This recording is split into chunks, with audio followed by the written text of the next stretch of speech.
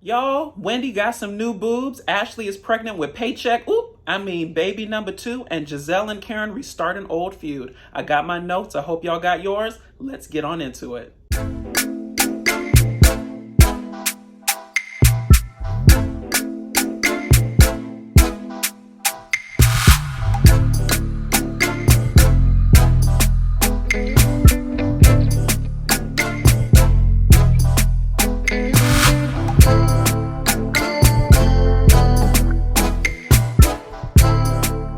All right, y'all, let's jump right on in. We got a whole bunch of stuff to cover and not a lot of time to do it before my ADD kicks in. Now, Ashley is pregnant with baby number 2 and hasn't had sex with Michael for 4 months.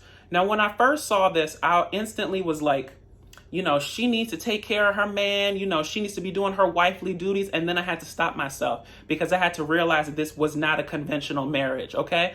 Ashley has played this man's press secretary for the last 5 seasons on this damn show. No matter what he did, she had a rebuttal for it. She had an explanation and she stood by her man. And because she stood by her man, he blessed her with paycheck. Baby number 1, which was Dean, okay? And then she stood by her man throughout some more scandals, throughout her looking crazy across the screen, and he blessed her with baby number 2, which is the one that she's about to push out right now, aka paycheck number 2. So to me, Ashley has paid her dues, and she's turned this situation into a very lucrative situation for herself if you think about it. Let's break it down.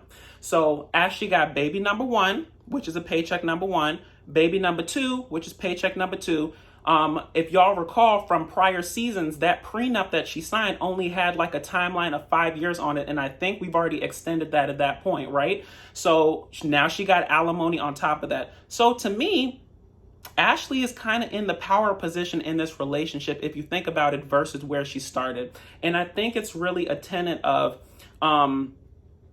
being crafty, okay? Because when you do not have a wealth of employable qualities, you have to get very specific and very realistic about what it is you will and you will not deal with in a relationship. So Ashley made her bed with this man. She looked crazy for the past 5 seasons off of everything that he did, and she has put in her work. And hell, this is her blessing now, okay? Because if Michael wants to act up, what's that damn City Girl song? Act up, you could get snatched up. Michael finna get snatched up out of his home, his money, and that damn penthouse down to Arlington if he decides to mess up once again. So, although I feel that, girl, if you love him, you might want to give him sex or move your wrist a little bit. I'm not gonna make any hand movements because, baby, this is a family show, and y'all know exactly what I'm talking about. Give him a nice little professional, like the old people used to say. Okay, give him a professional. Send him on his way. But listen, if Michael wants to act up, all Ashley got to do is sit on ready and file for divorce, and she will be very taken care of because of all the actions that she's done so far. So moving forward, Candace has a new house. Good for Candace. Listen, I go up for people who have put in their dues and who are trying to do better in life and move on up, okay? Move on up like the Jeffersons, okay? Just like Gizelle was saying, George and Wheezy done moved on up. However, Candace old house and Candace new house seem to be very, very different in terms of size, right? So I'm not counting Candace money, but from what we're seeing through the screen, Chris is no longer a partner in that restaurant. I guess it disbanded or some sort. He seems to be working at home. And if you listen to Candace, she says he's doing some sort of like online chef stuff, right? And I don't know what else.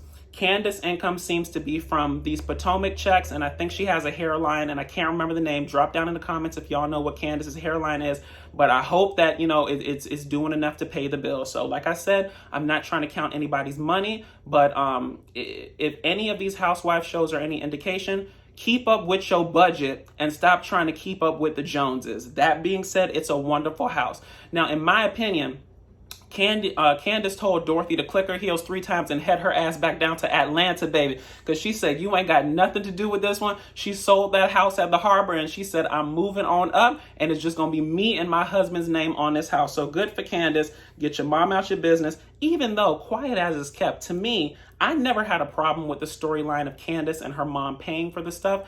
I just felt like it was a sore topic for her because she wanted to be viewed as a woman in XYZ. Listen, white people have been doing it for centuries. Okay. You got a trust fund. Your parents are bankrolling everything. That's not really a problem. So I know that the girls gave her a lot of stress, strife, and struggles in her life surrounding it. But in the grand scheme of things, I didn't think it was anything wrong with your mom, bestowing upon you her blessing of working so hard and being able to afford you a better lifestyle than she had for herself. So I didn't see anything wrong with it. Anywho, Chris seems to not have anything to do. Like I said, the whole restaurant thing seems to be disbanded. Hopefully he finds something to do, because there's nothing worse to me than someone who lacks purpose.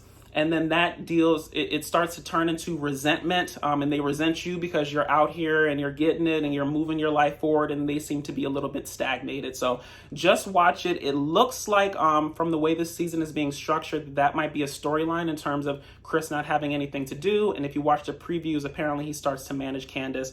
So we'll track how that goes. Now, Candace mama Dorothy clicked her heels from Atlanta and told Candace that that if she has a baby with Chris, she would be baby mama number 3. Now, she said it sort of in a negative way, and I don't really see it in a negative way, and let me tell y'all why. So, Candace, when you married this man, you already knew that he had 2 prior baby mamas, right? So no matter what, you were going to end up being the 3rd woman to have his child, regardless of any situation. So if you loved him and you married him and he was good enough to marry, then he's good enough to have a baby with. So I don't really see the problem of your mom trying to interject herself and tell you you're going to be baby mama number 3.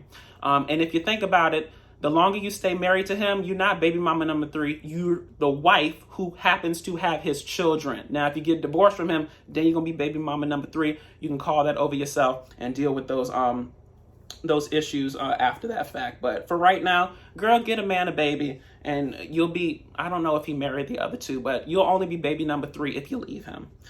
So keep your mom out your business, okay? If you got her out the damn house, you need to keep her out your damn relationship, because she seems to be full of trouble. Now, Gizelle sits down with Candace and does some damage control on Jamal. After the savagery that Monique put over this whole damn group with her receipt book, there were really only a couple ways that Gizelle could approach this season. Number 1, she could have decided to ignore it completely and not talk about it, which clearly she hasn't. Number 2, she could have accepted it for what it was and just moved on forward and tried to stay as silent as possible and just be humble about it. Or number 3, she could go on the offensive. And Gizelle doesn't really strike me as a lay down and take it kind of girl, so she seems to be going on the offensive, and she's created this press release for y'all just basically saying how, her and Jamal ain't working out. It seems like they're going to take a break. Everybody from your daddy down to your damn kids knew that it was a bad decision for you to get with this man. Monique put it all on Front Street in terms of what he's doing, and quiet as it's kept, the streets say he still ain't claiming you. So this is a good press release, girl. You better just start backing out of it very slowly. Say that y'all are on a break, and then it's going to be an extended break, and then you're just going to be dating somebody else.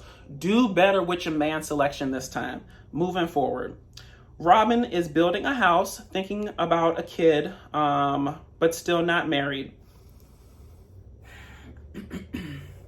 When I thought about Robyn and Juan and not being married, my first thought, honestly, y'all, was Robyn and Juan will get married when Robyn makes it a requirement for her to get married. And I say that to say this. Robyn, to me, okay, if you don't heal from past trauma, you're destined to repeat old patterns and old mistakes. Now, Robyn and Juan have really been through something in terms of, that whole financial situation where she tricked off that man hard-earned basketball money to her friend who robbed them blind, baby, robbed them blind. And because of that, to me, it seems like Robyn is taking whatever Juan gives her and not necessarily pushing back, or she's just grateful for every crumb that he gives her, and she's not trying to make any waves. It almost speaks to her being scared to operate as she wants to in her relationship because she's afraid that he's going to pull away. So like I said, if you don't heal old trauma and old patterns, they're just going to perpetuate themselves forward. And if this is supposed to be a new situation between y'all two, and you're supposed to be healed, moving forward, building a house, starting a new chapter to your life, you're going to need to figure out how you fit in this situation this time and how you want to operate forward. Because to me, if you do not heal the past traumas, you're just going to create them in this new situation. So good luck to Robyn with that, and I hope that she finds some sort of middle ground with Juan. Now, Juan says that your 2 p.m. wake-up calls are a turnoff. It probably can be. Listen, I will go up for Robyn in the sense that when I get stressed out and I can't deal with stuff, I shut down as well. And my shutdown looks like me sleeping excessively. I know it's a bad habit. I know I'm trying to correct it. You know, sometimes I do baby steps and I go for a walk, so I feel like I've been productive in some respect, right? But Robyn shuts all the way down, doesn't wake up till, you know, after 10, or hell, gets her day started after 2, and then she feeding the children's Chick-fil-A because she can't be, you know, bothered to make food at 2 p.m. when she's getting up and starting her day. That could probably be a turnoff if you think about it.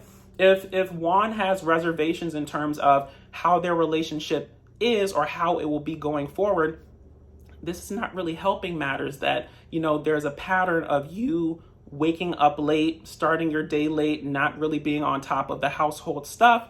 And I'm not saying that's your place as a woman, but if that's the dynamic that you and his relationship is based on, then you sort of have to keep up appearances and keep doing what you were doing. So, like I said, I hope Robyn finds some sort of middle ground, and that she also advocates for herself in this relationship, so she's not carrying old baggage forward. Now, moving forward, the new girl, Mia. Mia is giving me, listen, okay, let me preface this. They say you never tear somebody down without building them back up. But Mia is giving me very ditzy vibes, right? Now, the only saving grace I have is that Karen says Mama is very entrepreneurial and she has a chain of chiropractic clinics, okay? A chain of chiropractic clinics. Woo, y'all try to say that 3 times fast. Anywho.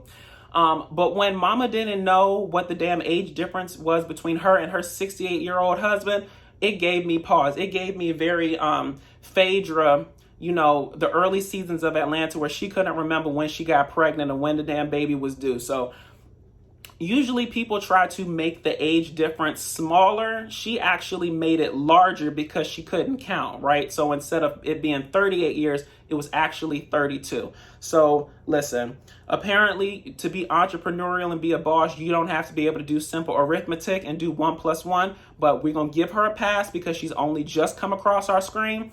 And, you know, if Mama has all this entrepreneurship spirit, then she probably just needed a TI-83 or her calculator app. Moving forward, Wendy's nude interlude party. Listen, Wendy looks good, okay, with a T. G-O-O-D with a T at the end. Wendy has paid attention to what she did wrong the first season in terms of her makeup, fashions, her whole aesthetic, and Mama has remedied it all in season number 2 for her, which is, of course, season 6, the current season, y'all.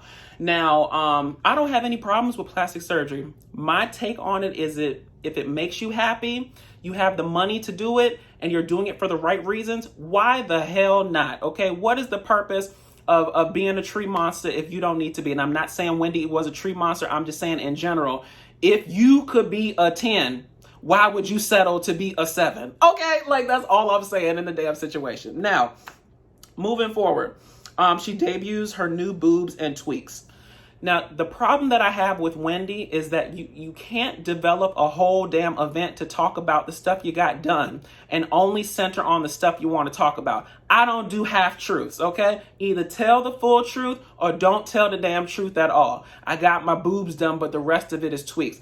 Listen, I ain't counting Wendy's procedures, but she has gotten something done in the facial region. I'm not saying it's a lift or anything like that. I'm just saying there's some Botox, there's some fillers, and something has been thick, licked, tripped, and rubbed down correctly, okay? And then I think it was either Gizelle or Ashley's point that said she must have got her butt done. So when she was at the surgeon's office and she was going over her stomach, to me, that's indicative of a fat transfer. So taking the fat from her stomach and putting it in her ass to give her a little toot-toot. Now, I don't know. They must have not done enough fat transfer, because when she did her damn silhouette challenge or whatever, it still was a little bit flat. When she turned to the side, I was like, "Ooh, girl, you might just want to do a 3/4 look," because the boobs was looking good, but the back was looking flat. She was looking like Wendy Williams, because Wendy Williams always say that she a P. She the capital P, right? Stick, boobs, but no ass, right? So Wendy got a bump or whatever, but she didn't go all the way, which is good, because to me with plastic surgery, the tenet of it is that it should always be tasteful. You don't want to do too much. So good for Wendy.